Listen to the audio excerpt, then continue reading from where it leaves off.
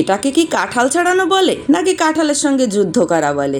কেন বললাম যুদ্ধ করা সেটা জানতে হলে তো সাথে থেকে ভিডিওটা সম্পূর্ণ দেখতে হবে। এটা যেন তেন কাঁঠাল নয় গো ভাই, এটা অন্ধ্রপ্রদেশের কাঁঠাল।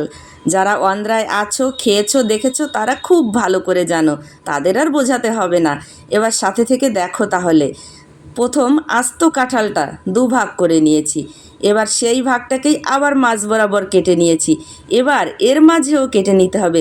কি ভাবছো এতেও হবে না? এখন উপরে যে ঘেরাটা থাকে ওটা সুন্দরভাবে চাকু দিয়ে কেটে তুলতে হবে। কি এবার তোলা যাবে না গো? এবারও হবে না।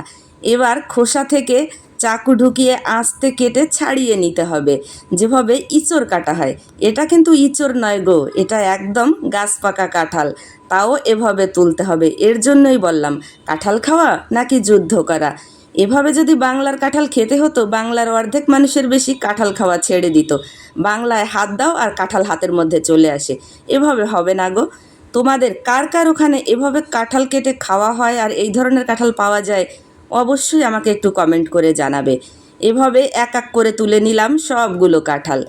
একদম কিন্তু এগুলোতে রস থাকে না, রাবারের মতো শুকনো, খেতে বেশ ভালোই লাগে। সিজনের ফল একবার হলেও খেতে হয়, আর খেতে হলে কষ্ট তো একটু করতেই হবে। অনেক সংগ্রামের পরে কোষগুলো তুলে নিলাম। আজকের ভিডিওটা কেমন লাগলো জানাতে ভুলো না যেন।